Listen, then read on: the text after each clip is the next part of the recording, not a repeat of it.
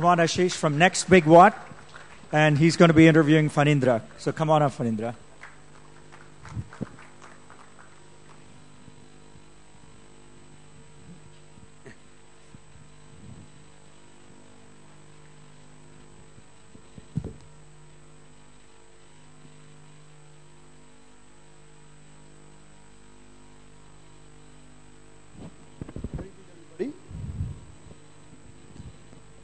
Hello. Yeah. I'm guessing that a lot of you are tired. So let's keep this session very interactive. Obviously, Redbus, we all know, is one of the super success stories from India. So what I'm going to do is, we'll look at some of the early days of Redbus and growth phase and the exit phase. Right. So for the first question, obviously, so one of the things that we do know about Redbus initial days is that you started when you're looking for a ticket for Diwali, and Diwali is just next week, right? So you're almost completing a circle. So walk us through the first month of Redbus. When you guys started up, what were you doing the first month? So there were two beginnings to Redbus. The first beginning is when I couldn't get a bus ticket. Yeah. And then we thought we could solve the problem, and etc. And the second beginning is 6-7 months later when we incorporated the company. That is actually the formal beginning. That is what we celebrate as the founding day at the company. But the first, actually the early days, so when I got this idea, Diwali 2005, when I went to my travel agent, couldn't get a bus ticket. And then I ended up being in Bangalore for the long weekend. And being an engineer, I thought we could solve that problem by creating software for bus operators. And that was it. That was the idea. Then the first thing that I did, because I had plenty of time and none of my flatmates were in the flat, all of them had gone home. I went back to the travel agent to figure out how it works and why he couldn't get me a ticket, how somebody else could get me a seat, and etc. and all that. And also the travel agent had time because all the rush, I think, got done by then. So when I kind of learned how it happens, I realized that we could create the software. So the first thing that came to my mind is, okay, why can't we create the software? And we wanted to create it as an open source solution. So I wrote to all my flatmates, 7 of us. We had a mailing list where we used to share expenses. So somebody bought dal, they would write to everybody saying, I bought dal yesterday, and etc. and all that. So to that mailing list, I wrote a mail saying, okay, this is what happened, and then maybe we could solve this problem this way. So that was the first thing that I did. And when they came back from the Diwali vacation, they got very excited. Actually, all of us were very excited because we could create something, we could solve a problem, and etc. Then, of course, all these questions as to how to create, which technologies to use, what would we do, who will do what out of the 7 of us. So we put a project plan, divide the work, went around, and then in the first 3 months, 4 out of the 7 lost interest. So 3 of us continued to do it, and 6 months later we incorporated a company with 3 of us. So that's the first few days. You're also planning. You can use this. This is, and you're also planning to. So this idea was probably not going anywhere in the first few months, and you were planning to shut down, right? So that was the software idea versus the B2C idea. I mean, how did the B2C idea come along? Yeah. So the problem that we faced was when I went to these travel agents. I will repeat it for the sake of people who don't know it. So when I went to the travel agent, he made 2-3 phone calls to the bus operators to find out if they have any seats. And he told me there are no seats. Just when I was leaving his office, he told me that another travel agent could get me a seat. And that really intrigued me. If you're a travel agent, you should know every bus that is leaving from Bangalore to Hyderabad, and you should know how many seats are available and what fare and etc. and all that. But how is that you're asking me to go to another travel agent? Anyway, I went to that other travel agent. He also made 2-3 phone calls and told me there are no seats. Then I went to the 3rd and the 4th and the 5th travel agent.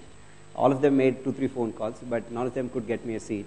And I was feeling guilty because maybe if I had gone to the 7th travel agent, maybe he would have called the 30th bus operator. And maybe the 30th operator had a seat which went vacant from Bangalore to Hyderabad that evening. And if indeed that operator had a seat which went vacant from Bangalore to Hyderabad that evening, that was lost to that bus operator. Because he had a seat to sell, but just didn't know which corner of the city there was a customer looking for that seat. And it was a loss to the travel agents that I went to, because he had a customer in front of him. By making a call to the right bus operator, he would have made some money. But he just didn't know which of the 30 operators had a seat. So just because that information about bus inventory wasn't seamlessly available to all the 3 of us, the customer, the travel agent, and the bus operator, all the 3 of us were losing out. Then I said, okay, how do we get this system? I imagined a website where all the bus operators would put how many buses they're running and how many seats they have and which date of journeys and etc.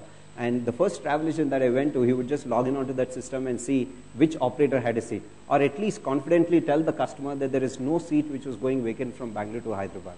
So if you look at it, the solution had 3 products.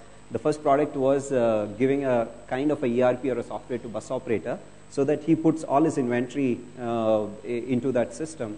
And it had to be a software which does a little more, because it was supposed to replace his manual operations with a computerized operation so that he becomes dependent on it and puts all his inventory on that system. So that is the software number 1.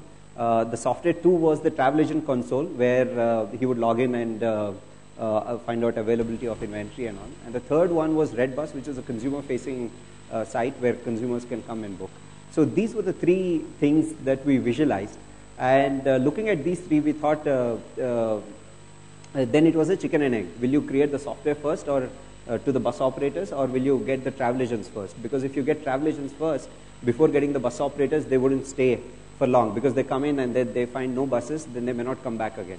The same problem with the bus operators. If you get them and then there are no customers or travel agents, then maybe they are not interested to come in. So we looked at that problem and then said, how do we make progress? And initially we thought, okay, it is probably easy to get a bus operator on board, because the proposition there is computerizing his operations. It was not yet sales. And that was an easier pitch, we thought. And we ended up creating this software which is called BOSS. It stands for Bus Operator Software System. So this software we created with first 6-7 months of our work. And that is just about the time when we are incorporating the company. So we went to the bus operators, built the whole software as per their specs, went to the bus operators and asked them to use the software. They were not using it. Then we said, okay, take it for free, no need to pay us, and etc. Even then they were not taking it. And we felt that was the end of the idea. Because if bus operators didn't use that software, there's no way that we can get customers or travel agents on board. And we thought that entry point doesn't happen, then it's the end of the whole idea. And we didn't know what to do. 2 months had passed. None of them were taking the software. Then that is when a friend of mine actually told about TIE. He told me that there's this institution called TIE, where we can go and pitch, and then we'll get mentors, and maybe we would get some help from there. So I Googled about it, found TIE Bangalore, took a membership there, and started going to the events there. And luckily for us, in the first few weeks itself, we got a mail from TIE saying that they're starting this program called Entrepreneurship Acceleration Program, where if one has an idea but they're not able to make progress, they could come and pitch, and they would give mentors. And that appeared like a very, very useful thing to us then. And we went and applied, and luckily we got selected. We were amongst the first batch of companies under EAP. And after that, we got mentors. And actually, mentors helped us navigate through that problem. They told us that there'd be huge resistance to change. Why would this bus operator who is working in a particular way for probably 2 decades change his, make his whole operations dependent on a software created by you who has no reputation, who is young, doesn't understand anything, etc. Why would he take that risk to come to you?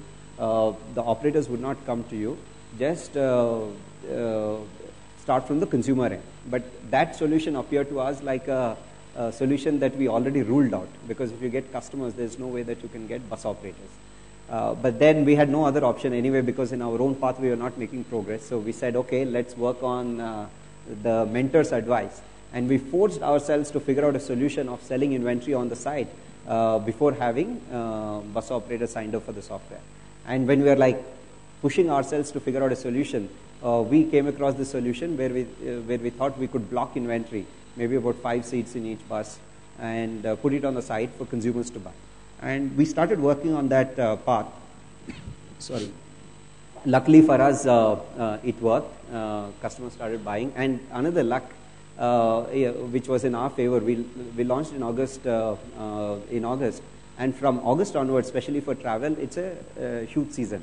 There is 15th August, then there is Raksha Bandhan, then there is Ganpati, then Diwali, Dasara, Christmas, New Year.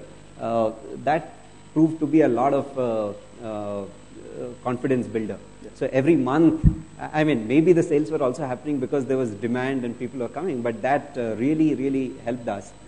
Right now, I see that actually it's a strong practice in the traditional businesses. For example, our suppliers or the bus operators, they always buy bus just before a season, just before a new year, just before summer holidays or a Christmas and etc. Because they get this bus and they need that occupancy in the first few days to take care of, for the route to settle down, to take care of the EMIs and the expenses. Post that, they would anyway figure out a way. So, and then I've also realized that in some other business also, people actually time their starting up.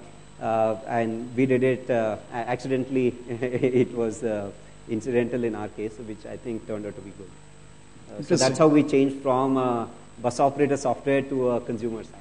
And you started selling bus again after 2 years, right? Not 2 years. Actually, that's another interesting thing. So things were going fine. First year was very good as per our benchmark. So what was the benchmark and what was good? If you could share. So we didn't have, financial numbers, but the benchmark was in first year we already started operations in 4 cities. I never realized, and we ended up raising capital.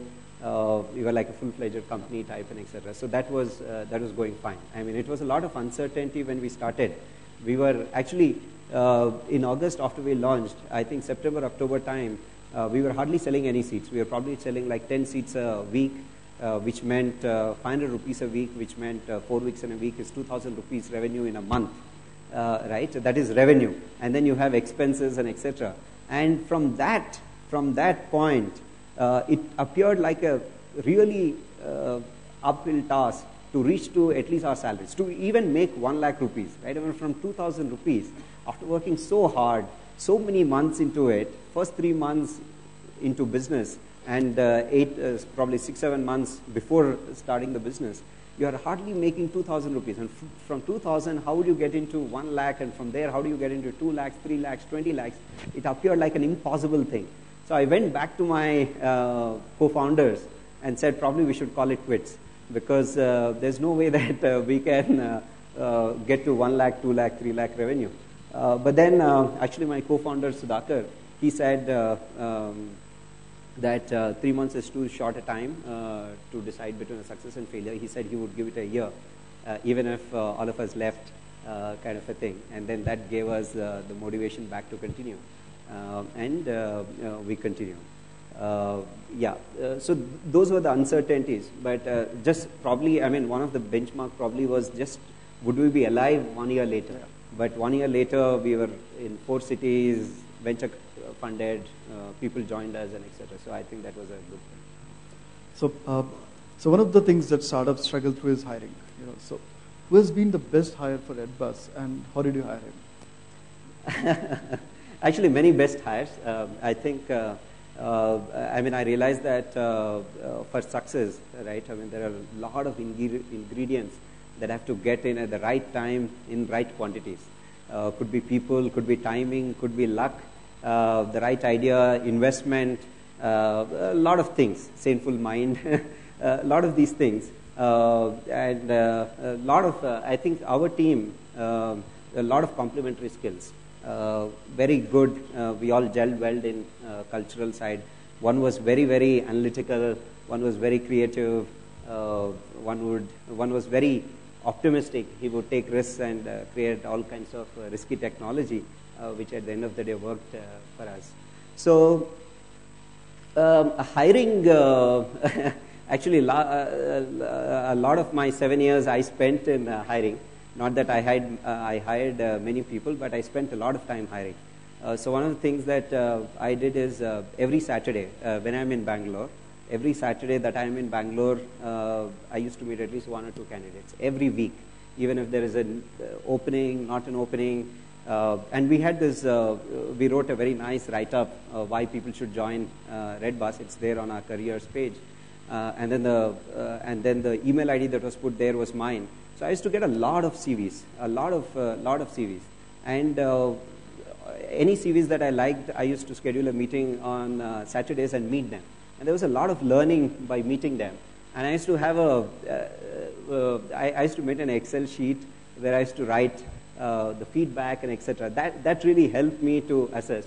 And after I hired somebody, I used to write notes on why I hired, what is expected, etc. And then maybe 6 months later, 1 year later, go back and see. I think that kind of a discipline helped me a little bit. But yeah, always, I mean, but the best expectation that one can have in hiring is probably 50% right, even after all these things. So yeah, so that's the... And you guys also ramped up the sales team, right? So as an engineer, it's very difficult. I mean, first of all, you don't respect a lot of sales people, you know, so engineers have this whole hatred for sales guys, right? So as an entrepreneur, geeky entrepreneur, I mean, how did you go about hiring the sales guys? Actually, I was not the geeky entrepreneur in the sense, though as per the initial project plan, I was supposed to do the front end and my co-founder was supposed to do the middleware and the third founder was supposed to do the back end. As things developed, just I think in the first 2-3 months, I ended up spending a lot of time with bus operators and on the field and etc. So I lost complete touch with technology. Not that we had actually, another interesting thing is none of us were from software background, in the sense, I mean, internet technology is to bahut dur hai, but we were not even from a software background. I was working for a VLSI company. Charan was working for a Emirate design company. Sudhakar was working for IBM, but he was working on a proprietary product. So we didn't know Java, we didn't know database, we didn't know .NET, any of these. But one thing that we told, initially we were supposed to do is an open source solution. So it really doesn't make sense to outsource, get the software developed by somebody else if you're making an open source solution. And besides that, we also realized that the only contribution that we have to this whole business is probably software, because we don't come from the bus industry. We've never been travel agents. Every other thing in the industry, it is not that we've been entrepreneurs and we know how to start another company. Every other thing was new. If there is something that is, we were not managers by then, we were individual contributors, just 2 years experience.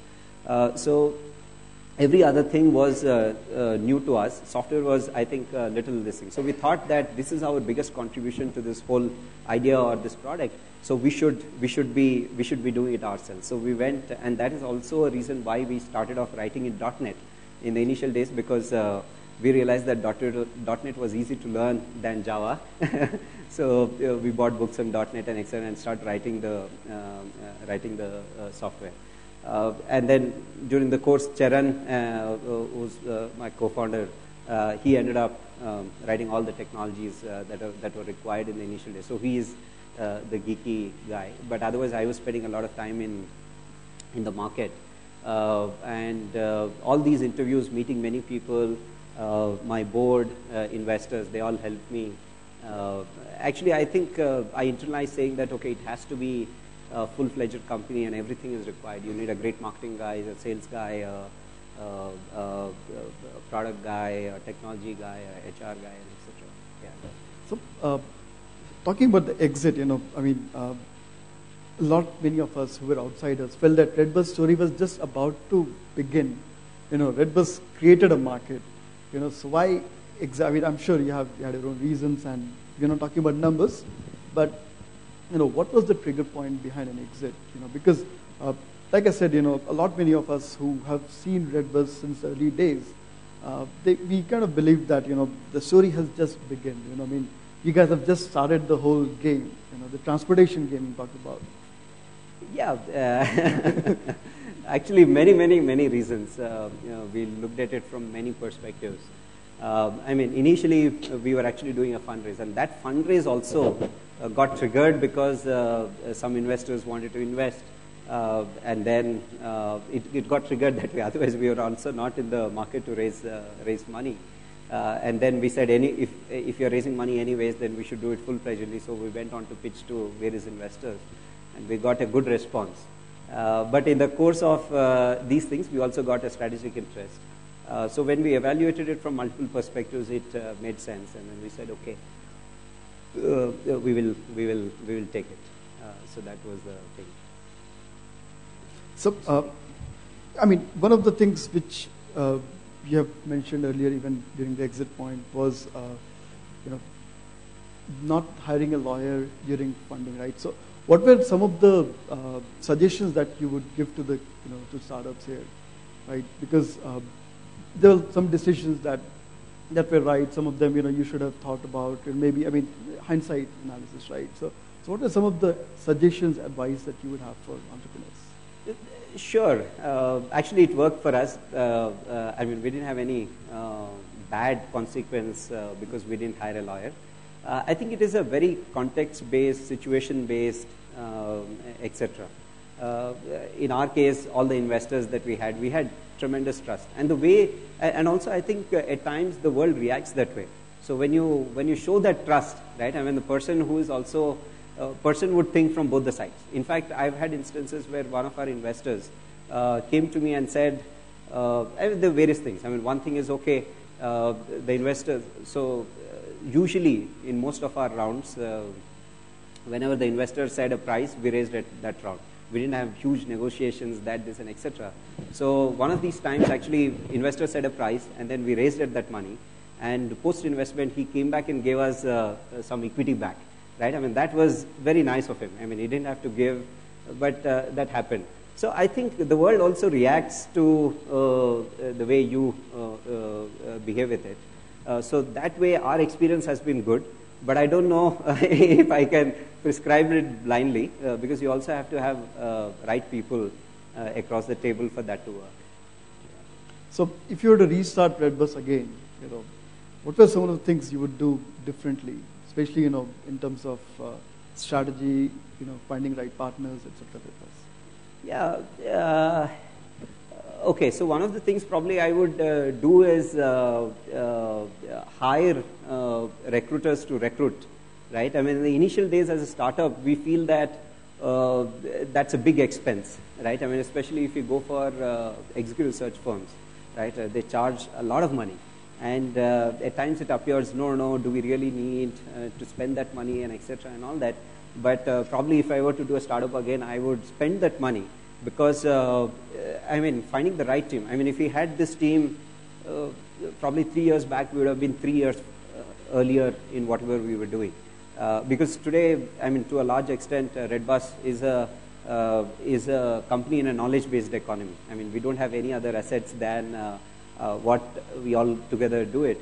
For that, one of the ingredients is to have the team as soon as possible. I think Flipkart did it right. I know the early days, they spent a lot of time and money also in recruiting people, and they got the team. For a long time, actually, we didn't have a team. In 7 years, for a long time, actually only last 2 years probably we've been hiring senior management. But for the long time, it just, 3 of us, and then Mayank, KB, and maybe 1 or 2 others. That was how it worked. But I think going out, spending that money on a senior search firm to get people from outside your circle. In the early days, we just hired from our circle, but going beyond that, I think would be beneficial. Yeah. So, one of the things that has been kind of talked about was the ESOP part, post-exit. So, what do you suggest? You're not talking about the numbers or anything, but sure. Post-exit, what's the right way to handle team, investors, the parent companies, right? So what are some of the learnings, Unplugged learnings. Sure. So, see, I think you should not handle. I mean, I could be wrong, but you should not handle anything, right? I mean, you should not try to handle and etc. One thing that really worked for us is just be plain, simple, honest, right? I mean, if it is this, it is this. If it is not this, it is not that, right? That would help. Sometimes it may have good consequences. Sometimes it may have bad consequences. But I think that would help. One other thing is also, see, I mean, we should not probably draw parallel to US, Silicon Valley or that thing. Because there, the exits are $100 billion that we see in Facebook, or at least $1 billion or $2 billion. It's normal to get $1 billion exits, right? Whereas here, it is, I mean, the rumored exit for Redbus is about 100 million and we are all celebrating it. So when you're making 100 million versus, let's say, 10 billion or 5 billion, the money that the founders make, the investors make, the employees make, has to be that proportional, right? We can't say that, okay, Facebook went or something else went in the US and everybody became a millionaire. Why are we not seeing millionaires here, right? We won't see millionaires here. We will probably see lakpatis or maybe millionaires in rupees terms, or maybe a crorepati, right? We can't see dollar term millionaires here because it is different. That is one thing. And the other thing is even the cost of capital, right? The US, right, you can, there the interest rate is 1-2%, here it is 10-12%, right? You raise capital cheap there, you deploy that capital, you grow faster. Or when you raise capital at cheap rates, you have lesser dilution, right? Here, I mean, not just for startups, everywhere it is expensive, right? So you have higher dilution. So we've also had instances where people join and then you give 2% equity to the person, but by the time you get to exit, that would probably come down by 60-70% because of your dilution, because cost of capital is that expensive, right? We are at a very early stage. So I think we should look at it from taking into consideration all these things. Otherwise, I think we'll be seriously disappointed. Okay, we can be disappointed because it is a learning phase, but I think we should all learn, right? I mean, we should all look at it from that perspective. I mean, many companies, right? I mean, how many companies have we had exits? How many, right? So, hypothetical question. So, you have built an offline business, online business, right? So, if you were to, say, get into another industry, how would you evaluate and build products for that industry? Let's say you tomorrow, I mean, hypothetical question, if you start a cabs business, right? So, what would you do differently, given that you already have very good behavioral understanding of Indians and the vendor market? You mean if I were to start, if I, okay? I mean, you already have that experience, right? So, because many startups are trying out those industries. I don't know. I mean, I can answer what I would do, and I don't know if it would work, not work, then not work.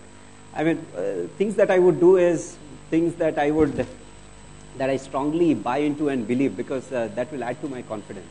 I will not do things which I don't believe in, because I think one of the biggest recipe for success is your own confidence, right? I mean, if you're not confident in doing what you're doing and etc. and all that, that's a sure recipe for disaster.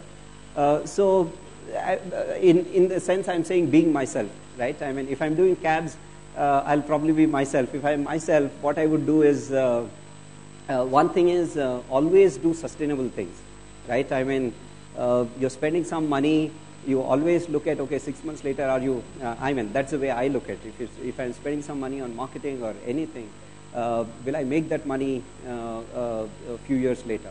If I'm hiring an employee, I would see, okay, what are my margins? How much am I making? Can I sustain this employee's cost today and 5 years later? Because every year you have to give hike. There's no point. I mean, Redbus could never afford a 1 crore salary to any of its employees because we sell bus tickets. In the last 6-7 years, we could not. But if our growth continues at 100%, maybe next year onwards we can, because your fixed costs, you have a big leverage in internet business. But all this while, we could not. And hence, personally, going by my philosophy, I didn't hire that kind of people. I compromised. I had to, my hiring cycles were longer. So I would do everything. We switched off our air conditions because it was not sustainable and etc. and all that. So I would do that because there's a lot of safety that is created when you're doing a sustainable business. Even if you're not able to raise capital, even if it's a bad this thing. And one thing that I realized is we never, in the past, we never competed with our competitors who gave 1 rupee tickets, free software to bus operators, or any big crazy discounts, etc. and all that. We always let them give. And people gave, and in our experience, many of our competitors who gave that kind of unsustainable discounts died down.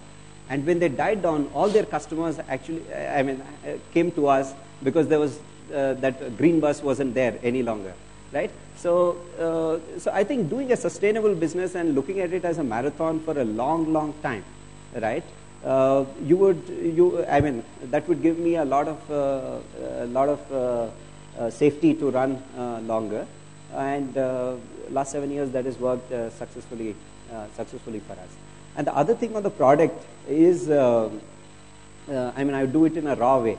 I would just go to customers, right? Stand in Madiwala as many days as possible, ask them, and even marketing ideas, right? Just blindly ask them, right? If I were to get you to book ticket on our site, what should I do? If I had to get your friends to come and book with me, what should I do?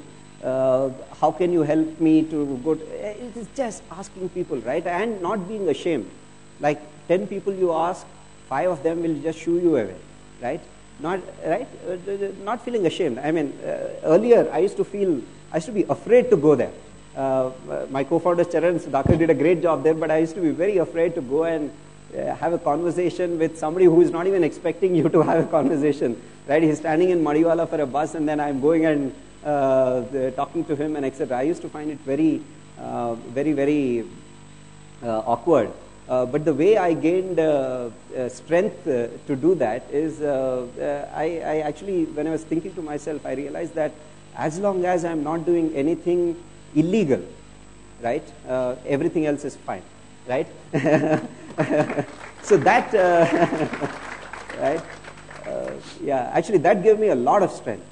Whether you are hiring people, firing people, nothing is illegal, right? Whether you are going and talking to somebody, he shoos you away, somebody insults you, somebody, anything, right? You will have strength to withstand it because, okay, it is not illegal. So that's how I would do it. I would again go to all these cabs, understand, and then build products for customers, test it out, it works, doesn't work, then again go to the field, right? Yeah. So my last question, I think we're running out of time. Sure. So my last question is, what are the 2 things that really worked for Redbus and 2 things that really didn't work? From the 2 big, big hairy goals that you put up and that worked very, very well. 2 things that flawed miserably. Tough question.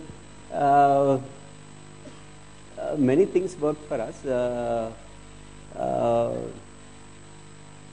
Leap of faith, so.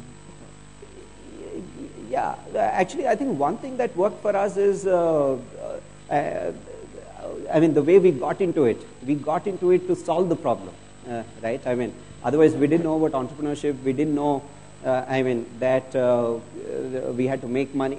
In the sense, that thing. We didn't get into it for that. We got into it to create a solution. So that way, I think we are also blessed because that helped us just focus on this. There were many times when we told ourselves, at some point in time, actually, we were serving the most number of customers on any travel portal in the country every day, more than any other travel portal in the country. Then, obviously, the question is, other than IRCTC, of course, and the question comes, okay, can we now launch air ticketing, this, this, and etc. and all that. But I think, thankfully, we didn't start any of those because we, like as a team, when we sat together, we were thinking as why did we get into it? What were we doing, etc. and all that. Then we thought that, okay, we got into it to solve this problem.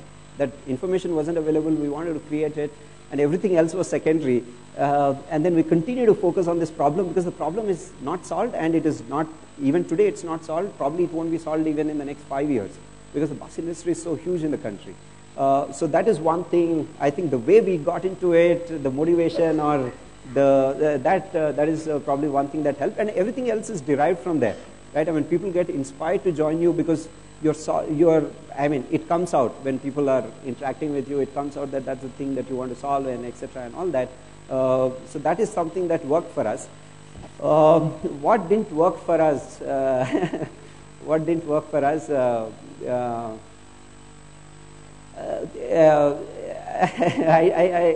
I don't have a ready answer. So many things that probably didn't work for us too. Yeah. Cool. So audience Q&A. Sure.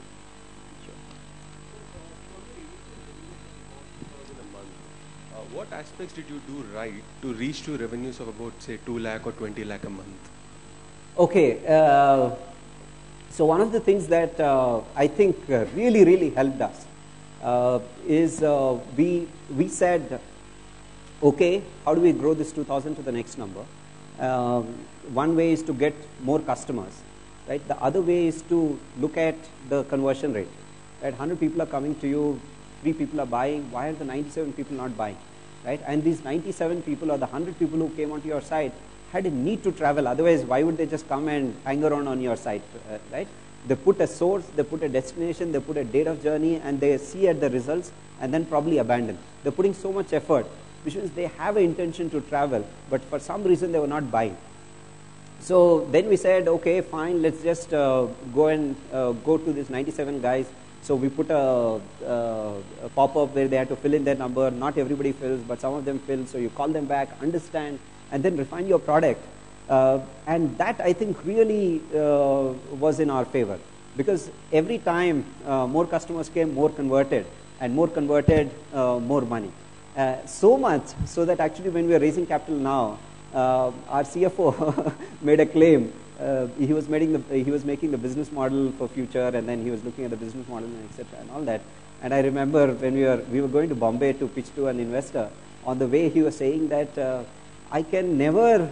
I mean, whatever you do to the model, there is no way that we'll make losses, right? I mean, that is what he said. And then he said that is because your conversion rate is probably 4 times higher than anybody's conversion rate out there. Imagine when that conversion rate is even 2 times higher, right? For the same effort, for the same expense, for the same everything, you're making twice the money, right? So what if, okay, people said airlines or hotels, when you sell, you make 200 rupees on every airline or a hotel seat that you sell. Oh, bus, you probably make only 60 rupees or whatever it is. How are you going to be profitable? Because you also have to be on the same Amazon server. You also need to have the same Akamai content delivery network. You also need to have the same Java engineer and etc. They are not profitable. How can you be profitable? I think the answer lies in improve your conversion rate, because then you're at the same expense, same infrastructure, same everything. You're also making the $200 with the same thing, right? I think that really worked for us. And of course, media. I mean, the initial days it was only through media that we got customers. And we could see that. Today, if an article about Redbus gets published, let's say in Economic Times, that day we would have a ball. So many people would come and they would end up buying and etc. So I think that's what helped us. Yeah. And actually, when you're looking at conversions, it is not just the website that you look at. Of course, you look at the websites, you do a lot of A/B tests and etc. But then you put a Excel sheet together to measure everything, right? Why is this guy coming and not buying? Is it the price? Is he not getting the right price? Is he not getting the right bus inventory? Is he not getting the right seat? And that is really over time builds as your IP, right? And then you streamline everything from the supply side to orienting the bus operators to your site, to site speed, to payment gateway, to customer experience. And then we also, I mean, at times I believe it is such sophisticated. Today, of course, it is there.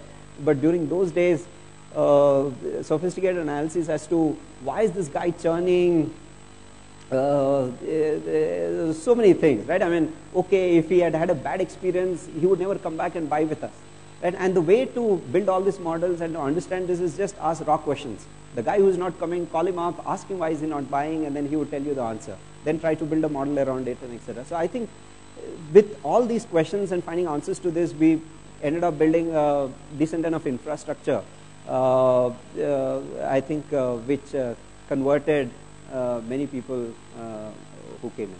Yeah, so that's what happened. Hi, my name is Mohan from eBay. Phanindra, you said you are not a geeky person, but still you are interviewing almost 2 candidates per weekend. So what was the objective, or what is that you are trying from the candidates, or what is that you are trying to extract before hiring them? Sure. So I was not necessarily interviewing the technology team. I was interviewing anybody and everybody, from even economists, people. So what I believed is, okay, what I believed is company is an institution, is a community, right? The 700 people in Red Bus is a community, and the responsibility that I hold as a CEO of that is as big a responsibility that probably our Prime Minister holds for the country, because the policies or the etc. that are put have a big influence on the inhabitants of that country, that is all of us. If gay marriage is not allowed, gay marriage is not allowed. We don't even think of that because it's not allowed, right?